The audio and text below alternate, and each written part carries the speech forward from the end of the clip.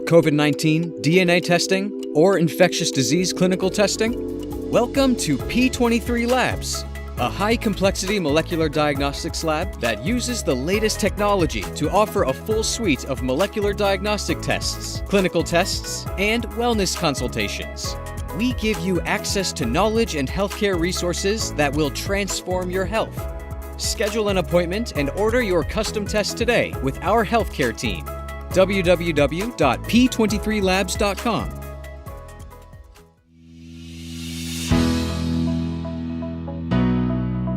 Are you tired of being overcharged and forced into paying a monthly subscription for your Mac and Windows software? Well, if you are, currently we're having a 50% off discount on all the latest Mac and Windows software, such as AutoCAD, SolidWorks, Photoshop, Microsoft Office, and much more. Our 50% off discount will be ending soon, so be sure to text us "Need Software" to 213-640-9738. That's 213-640-9738. We aim to please, so expect 24/7 technical support, the latest premium software, instant software links delivered to your email, and PayPal buyer's protection guarantee.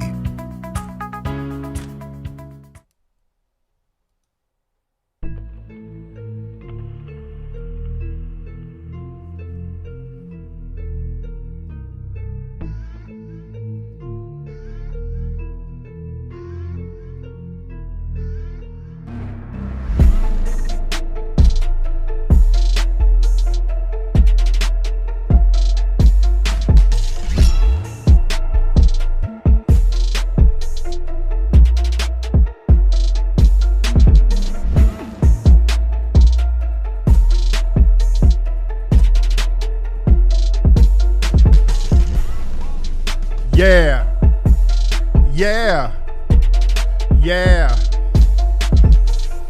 I ain't trapping for nothing. Fuck niggas keep stunting, spitting hot fire like this. I got this crisis. I'm not a Pisces. I'm a Cancer romancer. I'm your private dancer. I'm your love enhancer. Spitting dome, freestyling from the dome. I'm wildin'. Got the beat that's bumping. I gotta spit a little something. All right, I'm just fucking around. What's going on, y'all? Welcome to Tariq Radio. Glad to have y'all tuning in, ladies and gentlemen. We're here, we're live. Y'all thought I wasn't gonna be doing a broadcast this week, but I'm doing it this week. I'm here, ladies and gentlemen. I am here. We're live. Let everybody know we're live. Somebody say I'm doing the UK rap. 4 plus 4 is 4, and 32 is 8. I wanna see you hate. You're not great. You get a rat tat, rat, that. No uckus, motherfuckers. All right, but we're here, man. Let everybody know that we're here right now. We're live right now, man. We got a lot of stuff to cover and talk about on today's broadcast, ladies and gentlemen. I need y'all to hit that subscribe button, hit that like button, ladies and gentlemen, because we're going to go heavy today. So we're going to take a quick commercial break. We will be right back. Don't move a muscle on Tariq Radio. Yo, it's your boy, Mr. Locario, the bad boy of the dating game. And if you really want to learn how to attract beautiful women, go to badboymembership.com. The Bad Boy Membership gives you step-by-step, easy to follow dating advice tutorials every month. You'll also get my documentary, Game Kings, The Definition of Game, for free by joining the Bad Boy Membership. Step up your game today and go to badboymembership.com. That's badboymembership.com. Listen up, squares. You need to get the legendary book on game, The Art of Mackin', by author Tariq King Flex Nasheed. Available on Amazon right now. Can you dig it? This book has been a bestseller for 20 years, Jack, and the New York Times called it a classic. That means it's out of sight. So this book ain't for no lames who ain't trying to learn the game. Jive turkeys. So if you're ready to stop slacking in your mackin', get the Art of Mackin' book on Amazon and Barnes & Noble right now, sucker. Rated PG. That stands for plenty of game. Jive chumps. What's up, family? You guys need to check out this cookie company out of Houston, Texas called The Cookie Confidant. Man, they sell these beautiful, delicious, huge cookies right out of Houston, Texas, man. And the brother has been in business since 2017. And I've tried these cookies, man. They are bomb, bomb, bomb. Very delicious. My personal favorite are the chocolate chip pecan cookies, man. They are bomb. Y'all need to go to cookieconfidant.com to get these cookies. Black-owned company, man. They got chocolate chip peanut butter cookies, white chocolate cookies with sprinkles, man. So anything you like in a cookie, they got it. So again, go to cookieconfidant.com. That's cookieconfidant.com. Does your life suck? Introducing the first ever successful course teaching black people how to connect the divine spirit to solve their problems. Finally, have the things in life you deserve by calling on divine forces, money, love, attracting people you desire, career opportunities, and business success. And most of all, replacing the system of white supremacy with justice. Don't be a scared Negro and go to starknowledge.net now and gain our ancestors' knowledge at starknowledge.net. Hey, stop overpaying for your supplements. Static Supplements, that is your newest and best source for superfoods, proteins, pre-workout powders, and much more. The Static line features all natural ingredients and they offer lightning-fast delivery and award-winning customer service. Static is also 100% black-owned and operated, so go to staticsupp.com. That's STATICSUPP.com. Do you have a passion for cooking and don't know how to monetize it? I am the owner of multiple food trucks grossing $250,000 a year each, and I can show you how. Learn from my documented successes of running a food truck and get straight to the cash. Sign up for my course at cookyourwaytocash.com. Again, that's cookyourwaytocash.com. What's up, family? You know it's about to be a pull-up summer, so you want to stand strong with the blackest t-shirt out this summer.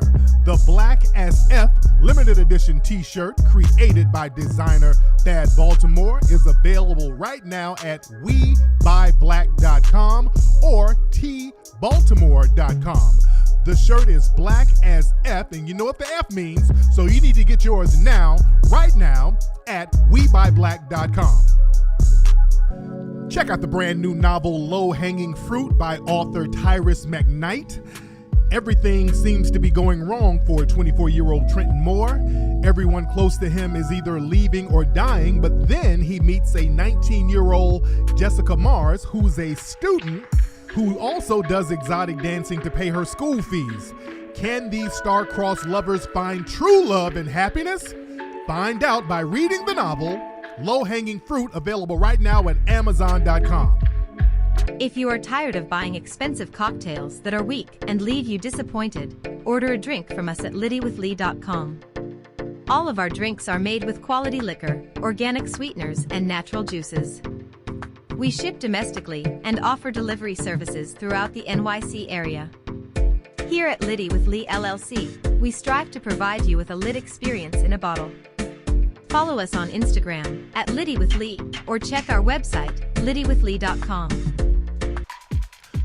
If you're ready to step up your Second Amendment game right now, then you need to check out the most well-respected, thorough, black-owned firearms dealership in the United States, and that is Redstone Firearms. Redstone Firearms is headquartered out of Burbank, California, but you can purchase firearms and ammo from their website wherever you are around the country. Not only does Redstone provide the most top-of-the-line weapons for your protection, they also offer consulting, education on up-to-date gun laws, and firearms training. So go to redstonefirearms.com right now. Follow them on Instagram, Facebook, and YouTube at Redstone Firearms. Bro, stop playing and start spraying. Leave an op on the ground where you stand. At all costs, yeah, make sure you protect it. Old goon juice, the formula been tested. You can defend yourself. If you find that you need a little help, gotta stay ready. Ain't no love in the street. Pepper spray straight to the face, make them get weak. Get it at oldgoonjuice.com. If they thinking you slipping, then tell them to come get them some. If you packing this, you won't be lacking. A shot to the eye in them problems you having. Maximal strip, hit them haters on ground, so you can feel free when you out in the town. Old goon juice, and don't forget a shirt, man. You gotta stay ready, that evil on alert. Yeah. You are now tuning into the legendary Tariq Nasheed. I gave a little blood on that bridge in Selma. On Tariq Radio. I said, whoever do that paper, your mom's a hoe. Oh, we're back, ladies and gentlemen. We are back. We are back. We are back. Glad to have y'all tuning in. Everybody, I need y'all to hit that like button. Hit that like button. Y'all see that thumbs up button right there with over 600 thumbs up and likes? I need y'all to hit that right now. Hit that thumbs up button. And I need y'all to hit that subscribe button if you're not already following the Tariq Radio channel. You need to follow the channel right now, ladies and gentlemen. And you need to share this broadcast. Share it on your social media. So let's get into what we're going to talk about on today. We got a lot to talk about. Well, there's so much stuff we got to get into. But before I get into that, I just got back, ladies and gentlemen, from San Francisco in the Bay Area. I was up there really just taking a family trip first and foremost because, you know, my children, they want to go around the country and see certain things. And also what I do, I check out museums and study museums to get ideas for our hidden history museum that's going to be popping up and being built out here in Los Angeles. We're going to start launching the crowdfunding for that in a few days now. So everybody has to get ready for that. That's going to be a phenomenal historic project. And I when I go to these museums, and there's some great museums up there in the Bay Area, I get a lot of ideas from these museums. And one idea I got at our museum, the Hidden History Museum, we're going to have in the music section, we're going to have a comprehensive timeline of the history of West Coast hip hop. There are no institutions or anything that goes into, and we're going to talk about hip hop in general, but we're going to really be the first one to really go into, because we're going to be on Crenshaw Boulevard, we're going to do a comprehensive exhibit on the origin of West Coast hip hop. We're going to talk about, you know, the Lonzo Williams, the Uncle Jam's Army, Egyptian Lover, LA Dream Team, World Class Wrecking Crew, Macola Records, KDAY radio station, Ice-T, NWA, Ice Cube, Dr. Dre, Snoop, all the way to Nipsey. We're going to break it down. And nothing has been done like that before, especially in a museum. And that's going to be the perfect place to do it on Crenshaw Boulevard. So we have a lot of great ideas. We already told you about some of the ideas we have. We're going to have a master teacher section and a Black Explorer section. We're going to have the Black Revolutionary section. And in the Black Revolutionary section, we're also going to talk about the revolutionary origins of the Bloods and Crips. That story has never been told in a museum setting, ladies and gentlemen. What's the more perfect place than to do it at a museum in South Central Los Angeles? Let's talk about that. Let's not run away from it. Let's talk about something that went down and what the original ideas were for certain gangs out here. And where did things take a left turn? Remember, a lot of the gangs, many of them, they were revolutionary in spirit. For example, our brother T. Rogers came out of Chicago in the 1960s. In Chicago, they had the Blackstone Rangers. He brought the Peace Stones out here to Los Angeles, to the jungles, and that became a big blood gang out here. But the Peace Stones, they were community activists at first. They were doing a lot of things for the community in Chicago. See, we got to talk about this. When we talk about revolutionaries, let's talk about all of it. Let's break it down and then talk about where things went another direction and why it went another direction. This is some great stuff, man. This is going to be so historic, man. Yeah, another thing, when I was up in the Bay, I didn't really see too much about the Panthers too many places. People were telling me there were certain museums that kind of sort of mentioned the Panthers, but I didn't find anything. I'm up in the Bay, and I didn't really find any comprehensive information about the Black Panthers, and they were formed up there in the Bay Area. We want to talk about that in our museum. We had a big chapter of the Black Panthers in Los Angeles. We want to go into that. See, I look at these museums and see what they have, and also look and see what they don't have. Because up there in the Bay, in San Francisco in particular, and remember up there in Oakland and San Francisco, in Berkeley and all that, the Black Panthers were heavy in the 1960s. Now, in San Francisco, they revere the hippie culture. We were staying over there near the Haight-Ashbury area. So they got hippie stuff all over the place. You see? But let's not act like the hippie thing was going on and the Black Panthers were non-existent. The Black Panther thing was happening right when that hippie thing was happening. You see? So this is why it's very important for us to tell our story. It's very important for us to organize our capital, to put our story out there. You go up there, I'm up in San Francisco looking all around, and you go to these Asian communities. Boy, they got Asian community centers all over the place up there. You see? They know how to mark their territories with their culture. They know how to mark their communities with their culture. You see, we got to start doing that. Because see, up in San Francisco in particular, let me tell you, that is the LGBT headquarters. Boy, there are rainbow flags everywhere up there. Boy, the rainbow flags are everywhere. And another thing I saw up there, I saw a lot of interracial lesbian couples. I saw a lot of sisters up there cupcaking with white women. That is heavy up there. And I saw some brothers up there cupcaking with zaddies. That's a heavy thing up there. I saw a lot of that.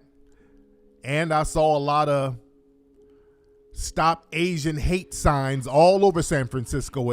And they had something where you can scan with your phone. If you see an Asian hate crime, use your phone to scan this code. It was all over San Francisco. Very interesting. Very interesting. But remember, San Francisco and the Bay Area, that place, there's a lot of things have been very experimental, a lot of experiments, because, Silicon Valley is around that area. So a lot of things have been very experimental up there. They do a lot of experiments up there to test and see what's going to go out throughout the country. Up there, I kept seeing these strange cars all over the place. There were these strange cars with these funny looking satellite things on the roofs of the cars. I've never seen this before. And they were all over San Francisco. And I was asking people online, what are these things? They were saying that these were some kind of self-driving cars that they've been testing all around up there. Very interesting. Very, very interesting. These self-driving cars. Because anything with robotic or AI technology, I take a close look at it, because a lot of these people who are into AI technology, a lot of these people are clicked in with the alt-right. And this one white supremacist who was on Joe Rogan's show, and I played the clip of him, Charles something, I can't think of Charles' last name, but this guy who was sitting up here talking about how black people have a gene that makes them more violent, this guy is clicked in with the AI technology community. See, we got to understand and remember, Silicon Valley was started by William Shockley, these white supremacist eugenicists. These people were very instrumental with Silicon Valley and a lot of the technology that's up there. Yeah, Waymo, that's the name of the thing, Waymo. See, that transhuman stuff, see, that's why if you watch the movie Buck Breaking, we talked about the correlation between LGBT, transgender, then transhuman. You see, when you see all of that stuff working in concert with each other, you can understand the concept and the context of it. See, they got a lot of that transhuman stuff going on up there, a lot of automated systems and things like that up there. Oh, we enjoyed it. Now, look, San Francisco is a very beautiful place. A beautiful place. Oakland is the part we were in, downtown Oakland, beautiful place. We went over to Oakland, went over to the town. We ate at a Caribbean fusion spot named Miss Oli's. If you guys are familiar with that, there was a sister who owned a place called Cupcaking in the Bay. Great cupcakes over there, black-owned cupcake spot. Great tasting cupcakes. Now, what was interesting, we ate at a place because we were looking up as many black-owned businesses as we can look up. When we go out of town, I like to patronize as many black-owned businesses as possible. And people, y'all kept recommending Chef Smelly's. His place, I don't know where it was, but it kept saying it was closed. Another place everybody kept recommending was Everett and Jones. That kept saying it was closed. So I don't know what the deal was with that, but I really wanted to go there. Yeah, the Miss Oli's, my wife didn't like it. I can kind of make do. My wife really didn't like it. But we were looking up again. We were looking up some black-owned restaurants, and we went to one spot that said it was black-owned called Brenda's. It was like it was a French soul food. And I thought that title was very interesting. French soul food? French Creole soul food. And I said, that's strange. That's a strange title. French soul food. But we went to this place, Brenda's, and there's a couple of locations for Brenda's up there in San Francisco. My Bay Area people probably been up there. And the food was very good. It was a woman from New Orleans. The food was very phenomenal. The food was very good. But come to find out, the woman ain't black. The woman who owns this soul food place is a Filipino woman. It's an Asian woman who owns this place, but they listed as black owned. And I give her credit. The food is good. She done got some recipes. She got a Creole baby. Now her ass is Filipino.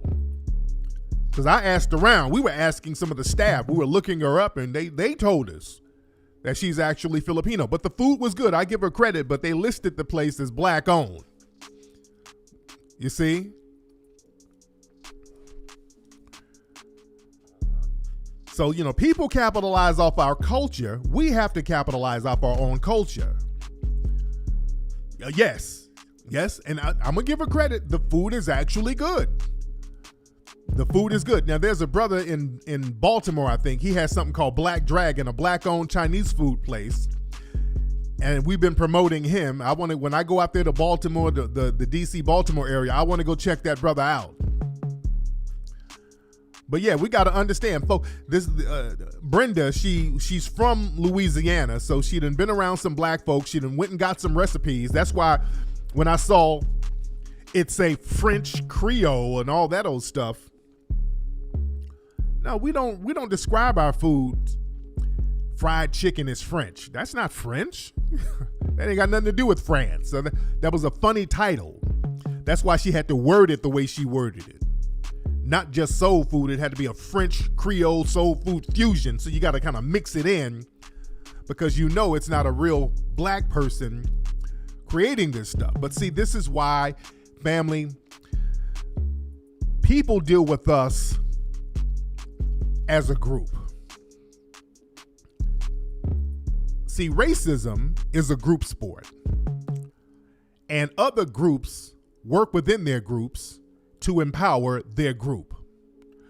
Black folks, we have been programmed, and we got to shake this bullshit off. We've been programmed to not work as a damn group. The minute we're supposed to start working as a group, we have morons and idiots trying to talk down on us making progress out of jealousy and contempt. We are plagued with that.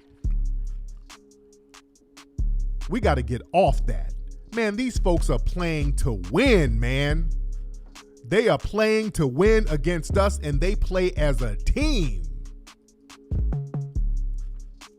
And they don't bat an eye. When it's time to get something from us and capitalize off of it, they don't bat an eye. You understand? Now, let me go back to Brenda. I recommend going. The food is very good. See, we have to be on that where we have to support our own. We got to be in a position where we start supporting our own. we have to support our own when we start getting restaurants, or if we try to get restaurants popping, we got to make sure our people are good so that other people won't come in and use our recipes and capitalize off our culture. Yeah, like our brother Claude Anderson has always said, racism is a team sport, and if you don't play as a team, you lose by default. And we lose by default because we always got niggas who want to be the head nigga in charge. You want to be the head nigga that's being seen. But again, like I said, these folks play as a group, especially the white LGBT community. Boy, they got San Francisco locked down. They got that thing locked down. And what's interesting up there, we were at a park. It got a lot of beautiful public parks up there. And I forgot the name of this park. If you've been to San Francisco, they got parks everywhere. Beautiful parks. So, our kids, we took the babies with us, so they see parks. They want to go play. So it was one big park that was the park. How can I describe this park? For my San Francisco people or my Bay Area people, there's a huge park. The park has a section, a little play section that's kind of down the hill. The park is up on a hill, and down the hill in the center of part of the park is a little playground area. And on the top of the hill, on the sidewalk, you have a lot of benches where people can sit down and, you can kind of look down the hill. And when we're going to the park, we're going down the hill in the actual park. We notice a bunch of just white dudes sitting around on the benches on the sidewalk. They were just sitting around on the benches, just kind of white dudes by themselves. But we went down in the park area, and the kids are playing, and the kids are doing their thing. And then I saw a sign. I saw a very interesting sign. I've never seen a sign like this before. Is it Dolores Park? It might be Dolores Park. It might be Dolores Park. They got a very cute little slide. They got little slides that the kids can go down. Yeah, Dolores Park. I think it's Dolores Park. And I posted this on my social media. There was a sign that says, adults must be accompanied by children in order to be in this area. You say the top of the hill is called Gay Beach. Wow. Okay, I'm reading some of the stuff in the chat room. Okay, so this is kind of known. So the sign was like, hey, you can't come in the park if you don't have a kid with you. I'm like, why would they have to put that there?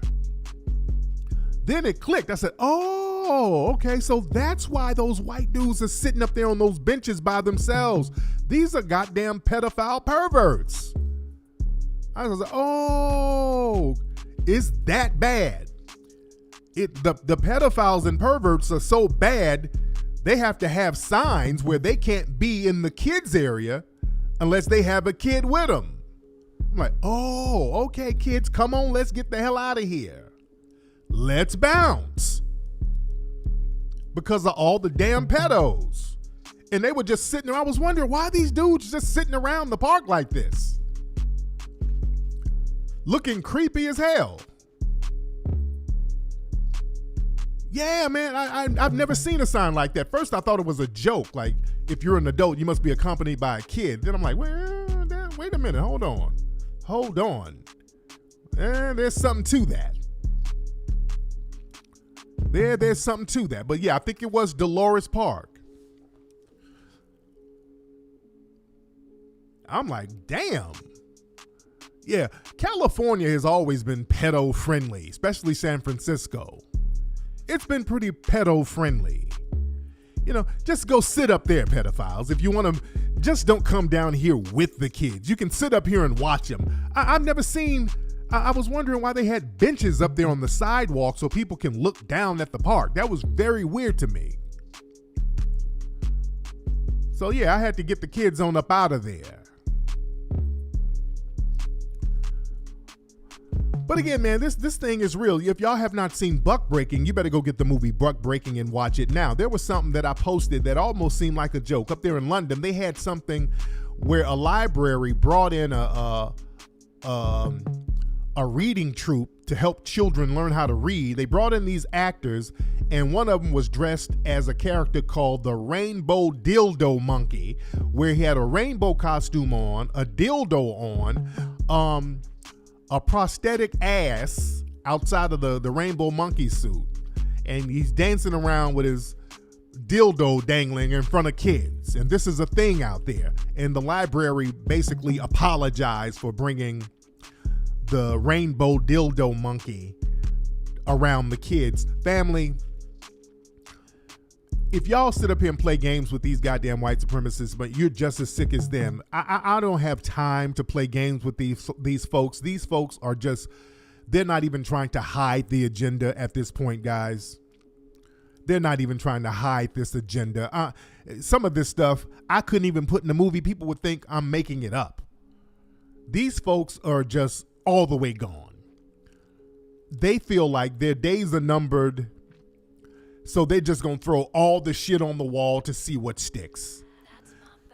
We as godly people, moral people, sensible people,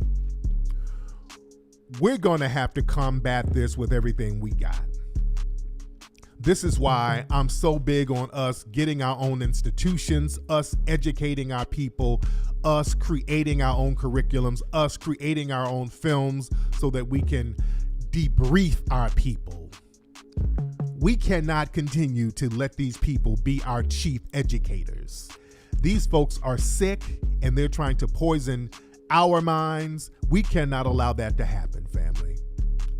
It's game over for them. We got to start learning how to do things independent of them. This is why I'm so big on entrepreneurship, promoting black businesses, networking with other black people, and this is something that we're going to do heavy with the Hidden History Museum.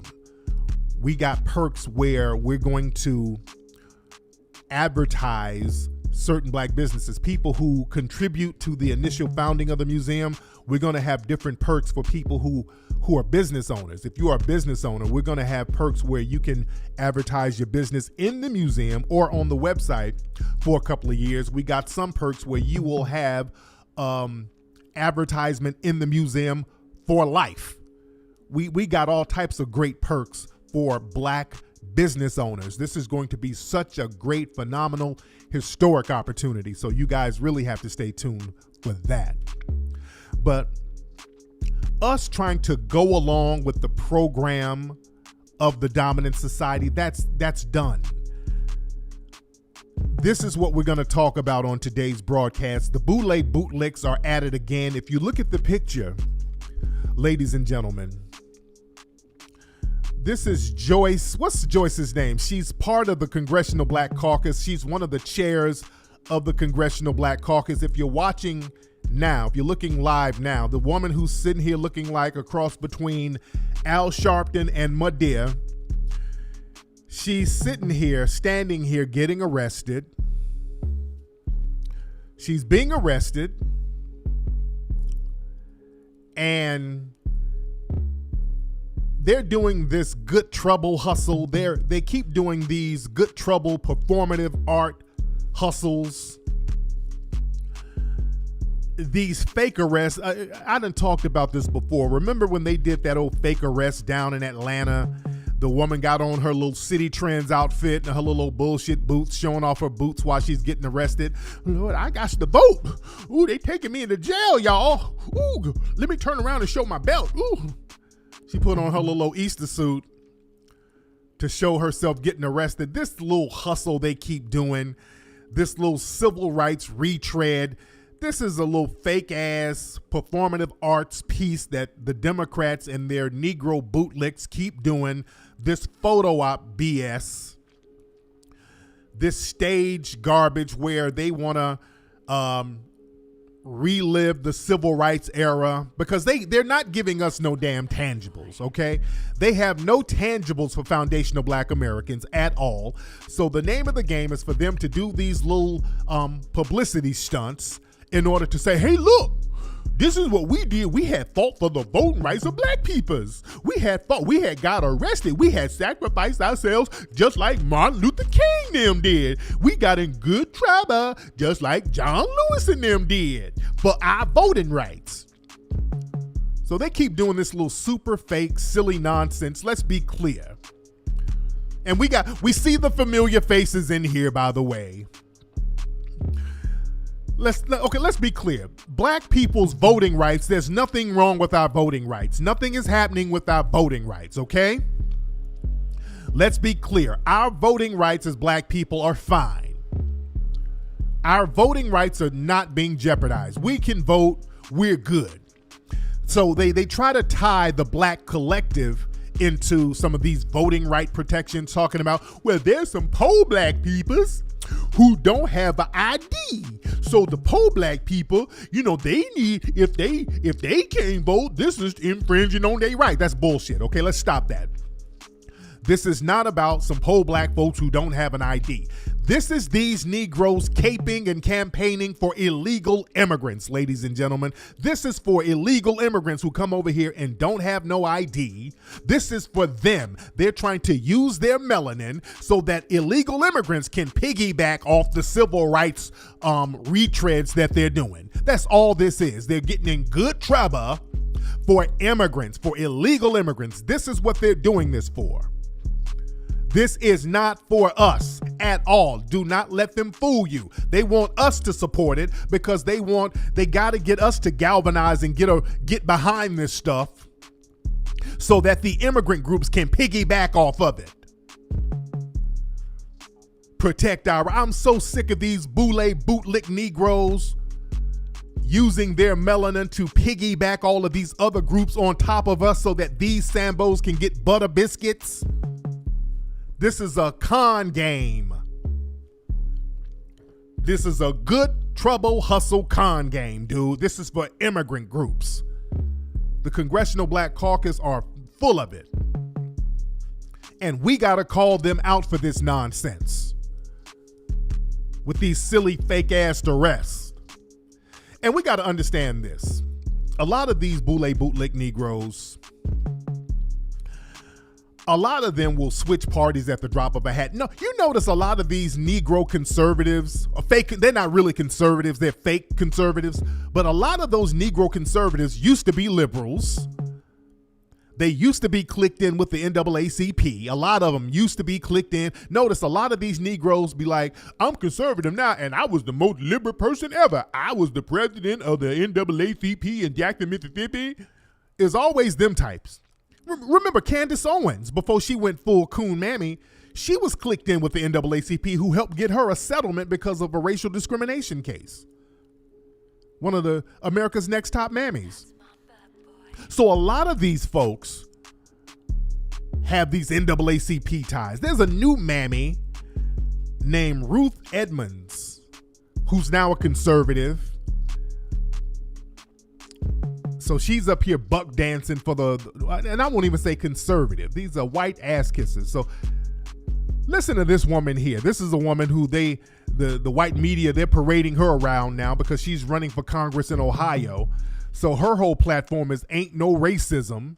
Black peoples ain't victims. Now, this is Ruth Edmonds, and I want y'all to listen to this. Hold on. Underway. I had been very troubled for many years that there's this false narrative going on, and that false narrative is that Caucasians are villains and brown-skinned people are victims, and I know that that is not a true description of who we are as Americans. So when the opportunity became available for a leader, a voice like mine, common sense and traditional values to step in this race and to make a difference, it's my time.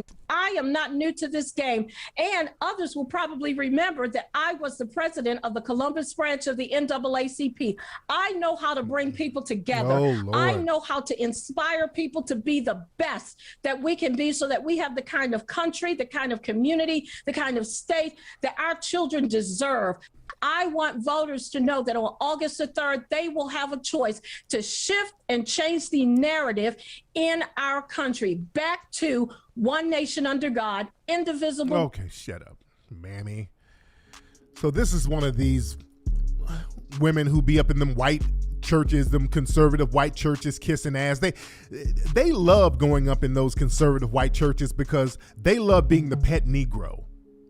A lot of these black folks like going to those Joel Osteen type churches, these very conservative white churches, because if you're the token Negro, the token mammy, the white conservatives, they treat you so well. Oh, they love, it's like a plantation. Conservative white people, when there's a token Negro around, let's be very clear.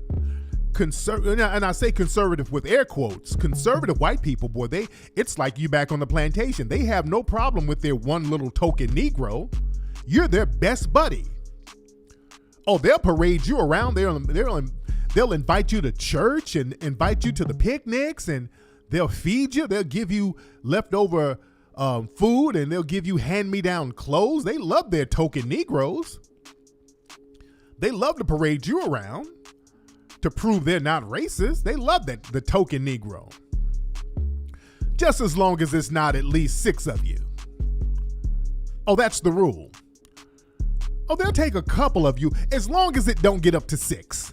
Like Claude Anderson said, the white supremacists usually got a rule of 6. If it's 6 or more, then they get threatened. Okay, it's too many niggas.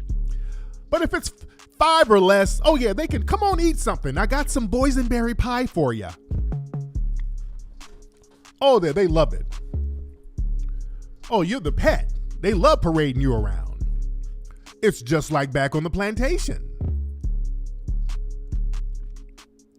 But understand, these Negroes will sell us out just so they can get a pat on the head from the dominant society. And this Ruth Edmonds lady, see, another thing, these people got these shady backgrounds that don't nobody know where they from, who their parents are. This woman, I smell some oxtails on her because her background is very shaky.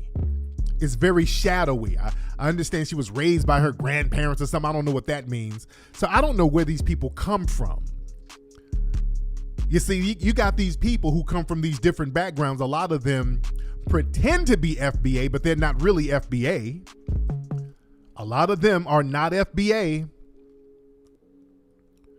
That's another thing. We got to start checking these people's paperwork. And speaking of foreign people, my folks over in South Africa there's protests all over the world right now. In Cuba, I'm going to get on South Africa in 1 second, but in Cuba, they're protesting like heavy over there in Cuba. They're hitting the streets right now. They're tired of the bullshit. They want some freedoms. They're tired of the communism. I don't know. They're tired of the bullshit over there. So a lot of protests are going on. And also a lot of Cubans are protesting in Florida all over the place in solidarity with the Cubans in Cuba.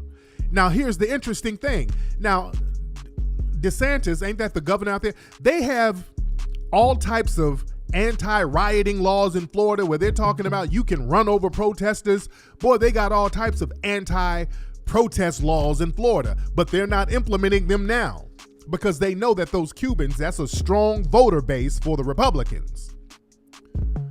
So now they're not implementing all of those anti-protest rules and policies out there against them white Cubans. You see? It's very heavy. Yeah, the white Cubans are getting a pass, see? But when black folks get out there protesting, they're telling the people, hey, you can run them over with impunity. They're protesting in Florida right now. Somebody said they're protesting in Florida right now. Yeah, but where's all those militarized police and all that? I heard they said you weren't supposed to be protesting in Florida. Yeah? Is DeSantis Cuban? Oh, okay. Man. So are people going to start running them over? I mean, what's the deal? You see, when it comes to us, boy, they change the narrative. Just like have y'all heard this story with Richard Sherman? NFL player Richard Sherman, he went up to his in-laws' crib and he was banging on the door trying to get in. There was some kind of altercation. he's banging on the door, cursing at him. I don't know what happened. I don't know the details, but boy, they're portraying him as a damn monster. They charged him with burglary, domestic violence. Now, here's the kicker. They charged him with burglary, domestic violence, but he didn't harm anybody. He didn't hit anybody. He didn't touch anybody. But they hit him up with burglary, domestic violence. And I think it's a felony, and they got him in jail on no bail up there in Seattle. Yeah, he was drunk. They said he was drunk.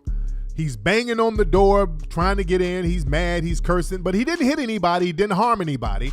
But they hit him with a domestic violence charge for beating on the door. Didn't steal anything. But they hit him with a domestic violence charge. See? They had to make him out to be a woman beater. They had to make him out to be a predator. See, when it comes to us, they can find charges to put on us. See, they put those "I'm white and I say so" charges on us. See, when it comes to people in the dominant society, this is why the modern police as we know it, they just have to be abolished. They don't have to be reformed. There's no such thing as reforming white supremacists. They got to be abolished. And they use the "I'm white and I say so" law on us. Yeah, he has no prior charges, has a clean background. He probably has CTE. He clearly looks like he has CTE. I'm looking at the way he was acting. It looks like CTE. See, we don't get that luxury. It's just a violent Negro who needs to be charged. You don't look at it as CTE, which it looked like he clearly has. The judge hit him with 5 misdemeanors. Okay, but listen. When it comes to us, boy, they'll find a charge to put on our ass. Even if you don't harm nobody. Domestic violence. Burglary, even if you don't steal nothing. Burglary, domestic violence. You don't steal nothing.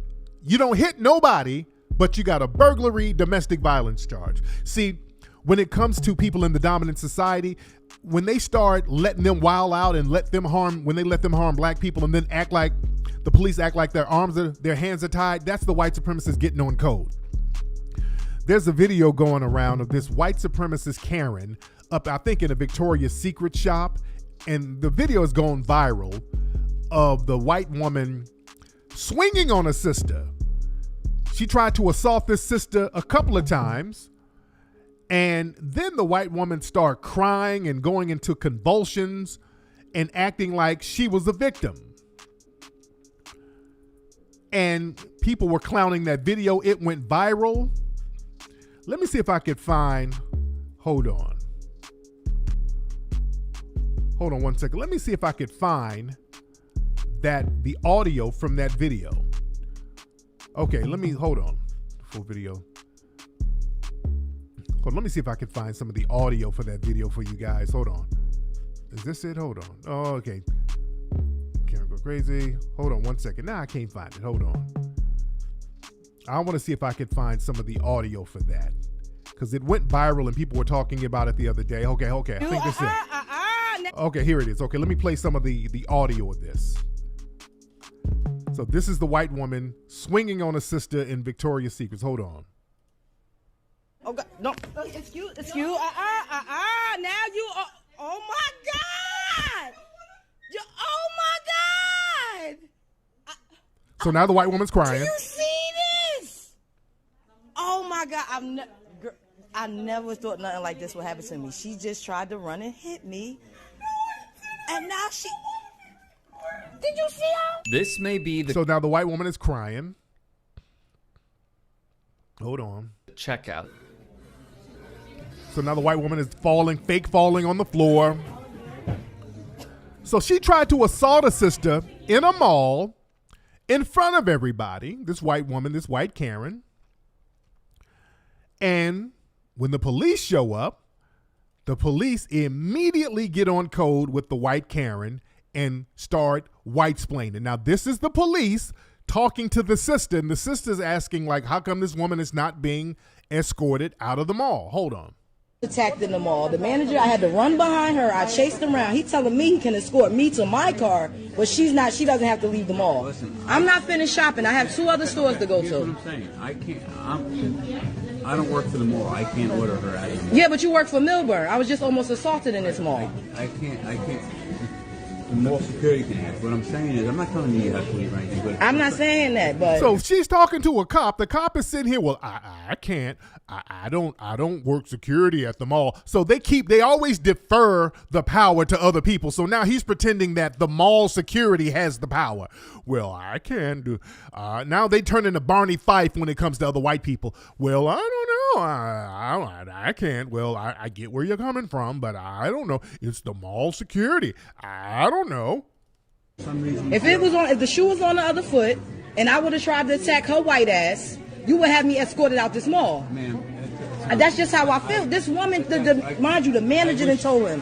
The manager told me he chased, huh? I wish you didn't feel that way. I do feel that way. He can't really explain it. He's just saying, well, I wish you didn't feel that way. I mean, he can't really logically explain why they're not escorting this woman out of the mall. Forget about that. Why they're not arresting her. How come they're not even taking her out the mall? They're just standing there casually talking to this white woman after she has blatantly attacked her sister in a mall. She assaulted somebody, and they're sitting there protecting the white woman, basically.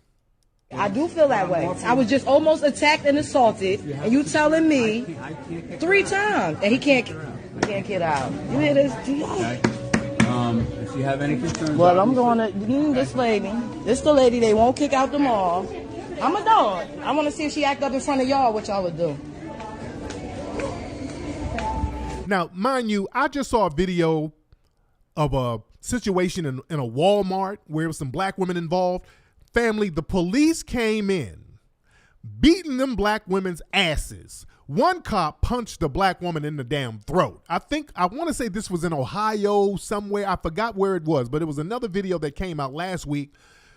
Some sisters got into an altercation, some black women, and boy, the cops came in whooping ass. The cop picked one sister up, had her hands behind her back, and socked her dead in her throat. So when it's some sisters, boy, they know what to do. They got all the power. With the white woman, my hands are tied, I understand why you feel that way, but I can't do nothing. We can't do nothing. So he's telling me that, first of all, the manager already said she tried to attack me. I want her to leave the mall.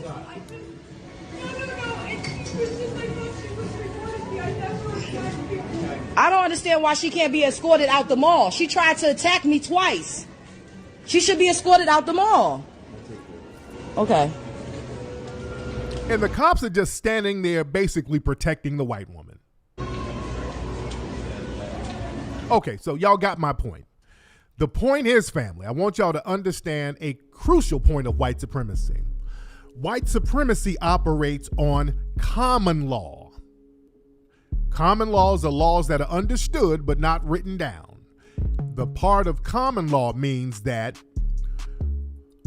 you're supposed to, if you're part of the dominant society group, you side with white people against black people no matter what.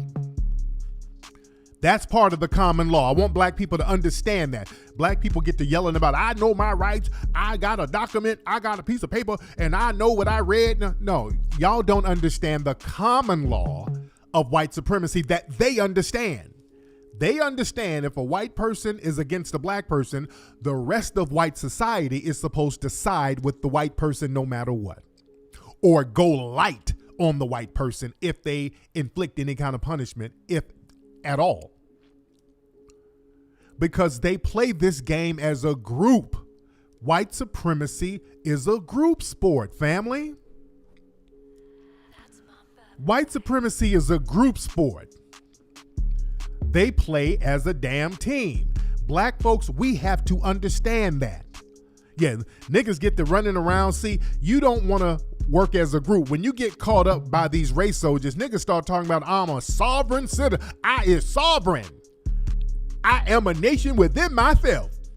Then all of a sudden you get beat up. Wait, this is illegal. You beat me like this. I'm a Moroccan citizen. Why are you beating me up like that? You ain't supposed to beat me like this. What you gonna do, Moroccan citizen, by yourself? You think that piece of paper that you got is gonna protect you? No. It don't work like that. The only way to combat systematic white supremacy is for us to move as a group.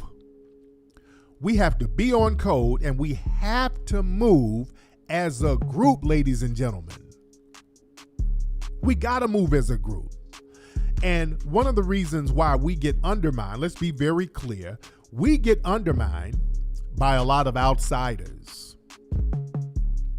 We're always undermined by a lot of outsiders. That's why whenever we get a project going, it's always some non-FBAs, we're gonna have to get on your ass, who's always talking down on any kind of progress we're trying to get. Because they come from these cultures that's completely off code. That's why they had to flee their homelands. Y'all come from these cultures that are on some goofball tribal nonsense. You fucked up over there, then you come up with that same tribal nonsense and try to undermine us and sow dissension among us. We see that too much with these non-FBA folks, and that has to be called out. Y'all got to get on code and get off that bullshit. And stop speaking on FBA business that has nothing to do with you. I posted a video earlier of the rapper singer Akon, again, talking about how we need to get over slavery and move on and forgive, and speaking on a culture that ain't his culture. See, this type of talk is meant to undermine us. Now let me play this clip of Akon. Hold on. Because he's talked about some of this before. He does this a lot. Believe it or not, bro, the slavery piece, the conversation, it's a small, yeah. It only brings us down. I don't think it uplifts anybody. Mm-hmm. Honestly, I think we need to stop talking about it, believe it or not, because it's the fact that we never let it go is why we can't move forward. You follow what I'm saying? Because now we blaming everything on the root of what that is. Yeah. Because we have so much more potential. Believe it or not, everything that we've accomplished is because we've forgot about that. The people that still thinking about that is the ones that still they still stuck in that time. Yeah. So I think the cure for us is to just forget and forgive the past. Because we're forgiving people by nature anyway. Naturally. We're going to talk about it. Yeah, it's going to still obviously bother us. Right. But let's not make it an issue to a point where it affects our growth. Yeah. You know what I mean? Yeah. And when it comes back to the storytelling again, this is what we do for the major corporations now. Universal ain't built to be a $35 billion company without urban music. Okay. First of all, Akon is not a foundational Black American. Our history ain't your history, bro. That's number one.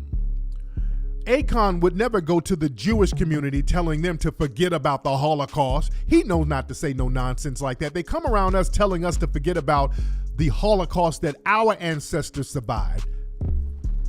Because see, this is not your history. Talking about we accomplished this. Dude, y'all accomplished fleeing and then coming over here living off the struggle and sacrifice of foundational Black Americans. I am never going to forget the sacrifice and the struggle that my family survived. I am a full-blooded foundational Black American. My bloodline goes all the way back to the foundation of this country that was built by my family. My family built the greatest nation and the most powerful nation in the world.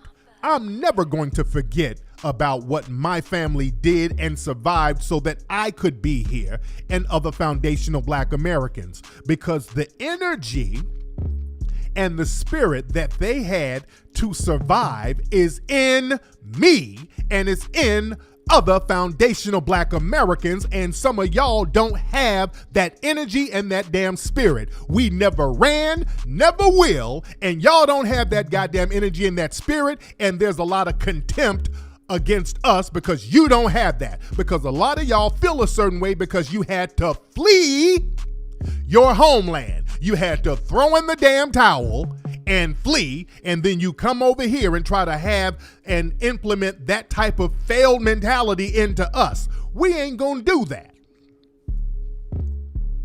You're not going to tell us we need to forget about our history that our family survived.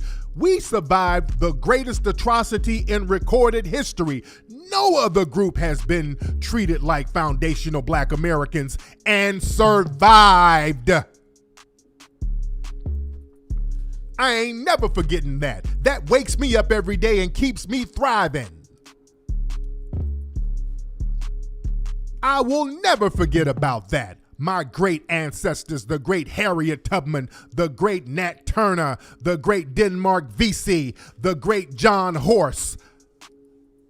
I will never forget about that. These riders who survived this atrocity that no other group would have survived. I will never forget that. That's why we're doing a museum. We're going to put that on our shoulders and use that as inspiration to keep on pushing. I will never forget our damn foundational Black American ancestors who survived the Holocaust of American slavery, where our families were ripped up. We were changed into whole new people. Our names and legacies were stripped. Our children were sold. We were bred. We will never forget that. And they still survived and got out of that and still were able to find levels of success in spite of that traumatic system that was inflicted upon them. I will never forget that. Don't come over here telling us what the hell we should forget and y'all fled. And then come over here talking about your tribes. You don't forget your tribes. I'm Igbo. I'm Yoruba, I'm this, I'm that. You don't forget about your tribes. We're not going to forget about our legacy that goes back centuries here. See, the thing is with us, and this is a projection they use, we don't look at our history and say, okay, we ain't going to do nothing because of our history. No, we use our history as fuel. We have always used our history as fuel. Let's be very clear. We're the only ones who are really consistently fighting goddamn white supremacy. We are the only ones who are consistently fighting white supremacy. These other groups, you threw the towel in. And you act like what's going on in your countries that's failed. Well, that's just because of the corrupt government. Well, who corrupted the government there? Y'all want to pretend that it's not the white supremacist hand meddling all in your business over there. Let's be very clear. See, as foundational Black Americans, we're taking ownership of what's ours. We have been co-opted by the white supremacists, but this is our land. Let's be very clear. This is our land. Just because the white supremacists are in charge now, don't mean they're going to always be in charge. We are fine without them. We were fine without them before. We can continue to be fine without them. Foundational Black Americans, we are one of the only groups of people who we want the white supremacists out of our business. When we get away from them, we actually start thriving. When they ain't meddling in our business, that's why they always got to be in our damn mix. Nobody has built more institutions that are self-sufficient than foundational Black Americans. John Henry Clark talked about this. We have built institution after institution after institution. We've had them burned down. We had to rebuild. We built cities all over the place, burned down, rebuild. We built cities. Family, do y'all know how many Black cities were flooded deliberately in this country? We know about Lake Lanier. That's a Black community, a former Black community that's under Lake Lanier. This was something that was done commonly. Family, we survived. I ain't about to forget that. This is some stuff we're going to have in the museum, by the way, that we don't even know about, how many Black cities around the country were deliberately flooded by the white supremacists. Remember what they did to New Orleans? That was just the tip of the iceberg during Hurricane Katrina, where they flooded the city. They deliberately flooded the city, remember? They always did little stuff like that in Black cities. We're going to have to get into that. This is why we need our own museums and our own institutions to really get our history out there to talk about it. But people who are non-FBA coming into our spaces telling us what we need to look at and do about our history, when you are benefiting off the struggle and the work and the laws put in there by the fighting of foundational Black Americans. Remember, Akon's family came over here deliberately to have him, to anchor him over here, using the 14th Amendment, using the 13th and the 14th Amendment that Black people fought for, that made you automatic citizens if you were born here. So that had a lot of people bringing anchor babies over here so that they can get all the benefits and all the privileges that we fought for. You understand? So people, we can't let outsiders speak on our history when this isn't their history, because see, the thing is, we're talking about reparations, and this is what this is really about. Foundational Black Americans, we're talking about getting some damn reparations. We're talking about being really political, and political, as our brother Stokely Carmichael said, politics ain't about voting one time every 4 years and then going back to sleep. You're political every single day. Going into the voting booth don't make you political. What you do on a daily basis dictates your politics, guys. Politics is a daily thing. So when we're campaigning for our tangibles, because of our history, all of these other groups that's piggybacking off of us, see, they're shaking in their boots now, because now we're not going to let them piggyback off everything that we get now. We're not going to let them continue to piggyback off our struggle, because see, they depend on us being asleep in order to get with the white supremacists to help capitalize off of us. This is why I talked about this before. Many of these goofy ass gossip sites that promote goofball niggatry, Shade Room, Bossip, Madame Noir, Media Takeout, all of these low level, low brow, low chakra websites that are heavily promoted by the white supremacists, and they have become a part of fake Black culture. These are all run by non-FBA immigrants. They come over here and capitalize off the low bottom rung of Black society. And the minute we start talking about progress and positive things and things that's going to bring us tangibles, those are the main Negroes who are part of these little jive ass sites. They're the main ones trying to undermine us. That love and hip hop crowd, all of that, that's run by immigrants. Mona Scott, World Star, all of that, those are immigrant institutions. Non-FBA immigrants who come in and peddle bullshit culture as Black culture. They love for us to be sleep and dumb so they can capitalize off of it and get with white folks. The minute we start talking about doing something progressive, all of a sudden, hey, let's not do that now. When Akon, who got his weight up by singing about being locked up, oh, that was a great thing. You came up off talking about criminal culture in Black society. That's how he came up, talking about being locked up. You won't let me out. You talking about criminal culture in Black society. That's cool. You made your money off that. But now we're talking about no criminal culture. We're talking about doing something positive, progressive. Hey, wait a minute now. Let's let that go. I don't know now, niggas. Let's let that go now. We shouldn't. I don't know about talking about that's holding us back right there. Hold on. You singing about being locked up ain't holding us back, but us talking about getting us some reparations and us getting some tangibles, that's holding us back, bro. That's what's now we being held back. No. Y'all want us sleep so that you can come over and be the model minority Negro group. If you're stepping all on top of us. No, we're not playing that game. Now, over there, and speaking of Africa, over there in South Africa, there's some shit going down now. They locked up an official over there. Some shit is going down over there. There's a lot of rioting and looting going on over there. I'm seeing a lot of the white supremacists who are the minorities. They're out there shooting Black people on sight in South Africa. South Africa, Black folks, what are y'all doing? Them white supremacists are shooting black folks on sight, and they are the minority. What are y'all doing in South Africa? Y'all better get that right. Y'all better get that right, all my South African families. Remember, you are the majority there.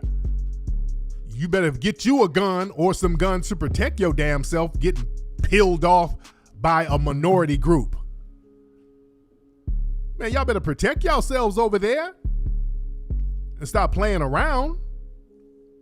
What's going on in South Africa? I saw some videos of white supremacists just picking folks off, just driving around shooting black folks in South Africa. Man, y'all better handle that. That's all I'm going to say about that. But anyway, y'all, that's been today's episode of Tariq Radio. Let me get out of here. But again, man, we getting this museum thing popping, man. We got to get everybody behind that. This is going to be a huge, huge, huge project, ladies and gentlemen, man. This is going to be one of the biggest projects that I've ever worked on. The most important project that I've ever worked on, that we've ever put together. And we're going to do this, guys, because we are survivors. We've done things like this before, and we're going to continue to do it. We're going to go back to us getting on code and building our own institutions like we used to do. Remember, we used to do stuff like build our own communities, build our own homes, build our own factory. We used to do stuff like that. We got to get back into that, and we're going to do that. But anyway, y'all have a great afternoon, man. Go to buckbreakingmovie.com, go to hiddencolorsfilm.com, go to ogunjuice.com,